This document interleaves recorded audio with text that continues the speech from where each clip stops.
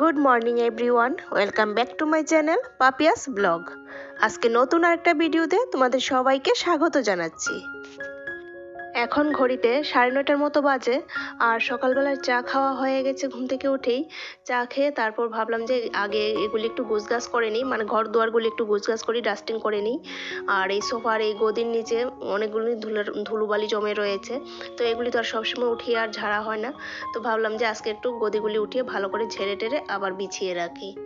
তবে এখন তো আর রৌদ্র নেই, মানে শীতকালের যেহেতু সময় এখন, তো এখন সেই রকম আর মানে তেজ রৌদ্র ওঠেও না।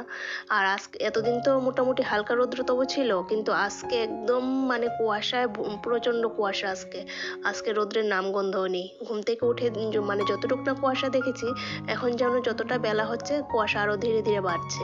একদম বাইরে প্রচণ্ড সাদা হয়ে রয়েছে, পুরো সাদা হয়ে রয়েছে। তো তার জন্য আর রৌদ্র যেহেতু নেই, আর এগুলি আর রৌদ্রে দেওয়া হবে না। এখন গরমের দিন যতদিন না আসবে এগুলি আর রৌদ্র দেওয়া হবে না। গরমের দিন আসলে রৌদ্র যখন ভালো করে উঠবে তখন এগুলি বার করে আবার রৌদ্র দেব। রৌদ্র দিলে বেশ একটু ভালো হয়, একটু ফুলেও ওঠে, ভালো হয়। তো যাই হোক, এখন ঝেড়ে টেরে ভালো করে একটু আবার সব কিছু জায়গায় গুছিয়ে রেখে দিচ্ছি। ঘর দুয়ার গুছিয়ে ডাস্টিং করে তারপর চলে গেছিলাম স্নান করতে। আর আজকে স্নান করেই ভাবলাম যে রান্নাঘরে ঢুকবো, রান্না বান্না করব। আর সকালের ব্রেকফাস্টও এখনো হয়নি, সকালে ওই চা খেয়েছিলাম বাস। আর এখন দুপুরের রান্নাটা শুরু করে দিয়েছি। ওই একটু আলু আলু আর একটু পেঁয়াজ কলি ভাজা করব। তো আলুটা আগে হালকা ভেজে তারপরে পেঁয়াজ কলিটা দিয়েছি, কারণ পেঁয়াজ কলিটা নয়তো একদম নরম হয়ে যায়, পুরো শাকের মতো হয়ে যায়। তো তার জন্য আলুটা হালকা ভেজে নিয়ে তারপর পেঁয়াজ কলিটা দিয়েছি। তো এদিকে আমার ভাজা হয়ে গেছে। আর আজকে যা যা রান্না হবে, মানে যা যা সবজি করতে হবে, তো সেই সবজিগুলো কালকে রাত্রেই মা কেটে রেখে দিয়েছিল। আর সবজি যদি কাটা থাকে দেখবে রান্না করতে বেশি সময় লাগে না। তো এদিকে কিছু ট্যাংরা মাছ গতকালকে 500 খানেক আনা হয়েছিল, তো আজকে 250 খানেক রান্না করব। আর 250 খানেক রেখে দিয়েছি ফ্রিজে, এটা আরেকদিন করব। তো এখন প্রথমে ট্যাংরা মাছটা করে নেব এই মুলো দিয়ে।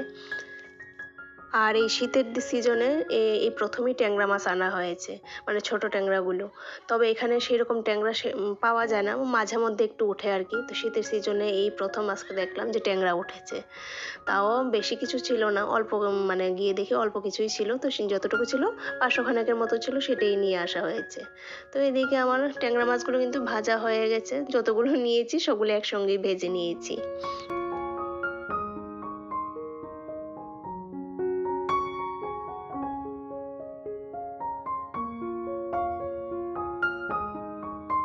তো ট্যাংরা মাছ যেহেতু মুলো দিয়ে করব, তার জন্য একটু কালো জিরে ফোড়ন দিয়েছি।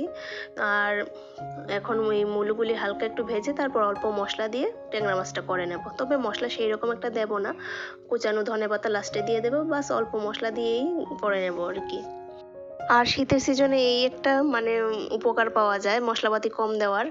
এই ধনেপাতা হলে মশলাপাতিটা কম দিলেই চলে, তাই না? তো যাই হোক, এদিকে সবজিটা একটু হালকা সেদ্ধ হওয়ার জন্য ঢেকে দিয়েছি। তো ততক্ষণে এদিকে ব্রেকফাস্টের জন্য রুটিটা করে নিচ্ছি। রুটি করে তো সবাইকে ব্রেকফাস্টটা দিয়ে দেবো।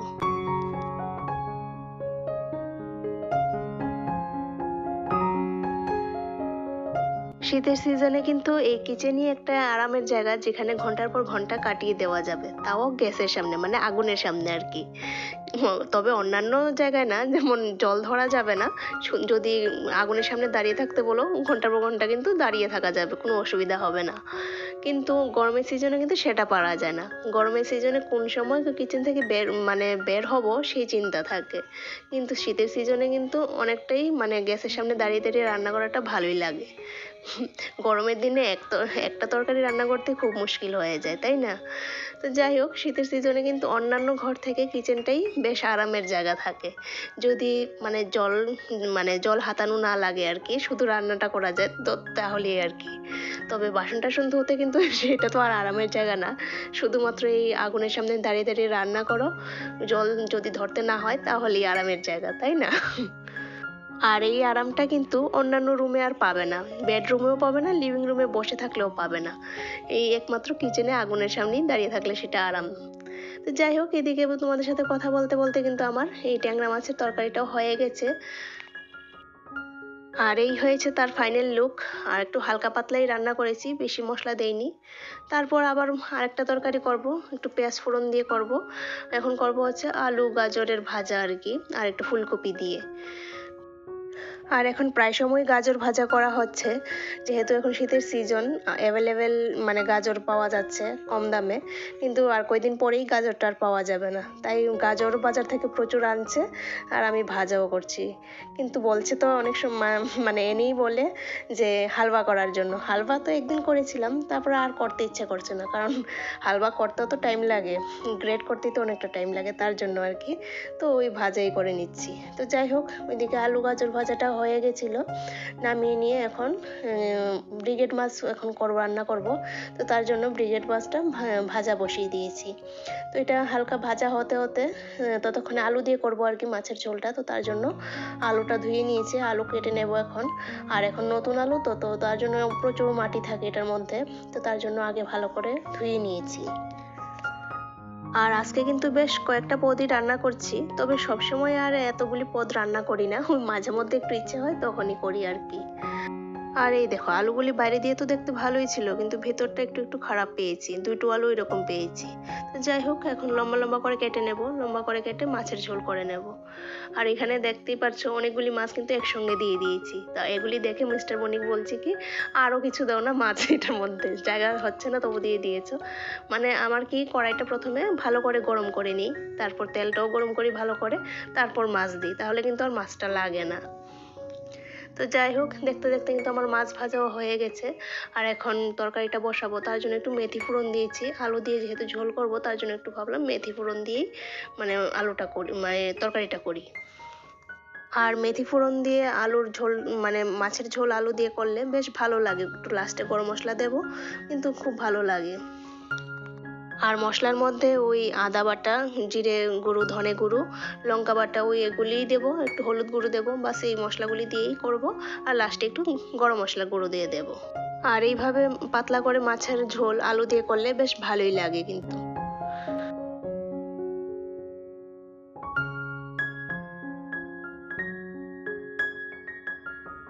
শীতকালে তো এই যে স্নান করে রান্না করছি কোনো অসুবিধা হচ্ছে না, কিন্তু গরমের দিন তো সেটা আর হবে না, খুব মুশকিল হয়ে যায় তখন রান্না করতে। স্নান করেও যদি আবার রান্নাঘরে ঢুকি, সেই রান্নার পর আবার স্নান করতে ইচ্ছে করবে। কিন্তু শীতের দিন তো এইটাই একটা মানে খুব ভালো লাগে যে স্নান করেও রান্না করলে কোনো অসুবিধা হয় না। তবে আসছে গরমের দিন, আর মাত্র কয়টা দিন বাকি। এই মাসটা গেলে, সামনের মাসটা গেলে তো মোটামুটি হালকা গরম পড়েই যাবে। তো যাই হোক, এদিকে আমার মাছের ঝোল হয়ে গেছে, এই হয়েছে ফাইনাল লুক।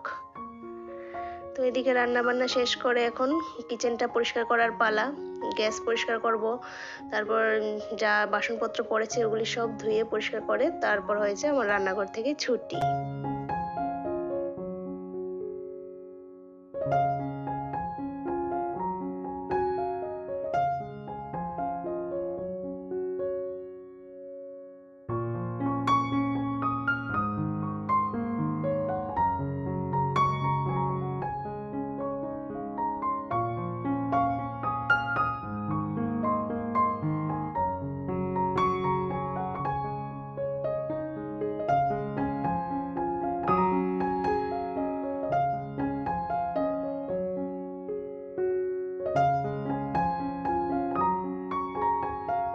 এখন বাজে বিকেল 3টে, আর দুপুরবেলা খাওয়া দাওয়া সেরে একটু বিশ্রাম করে তারপর আবার চলে এসেছি কিচেনে। আর এখন বানাবো হচ্ছে একটু পায়েস।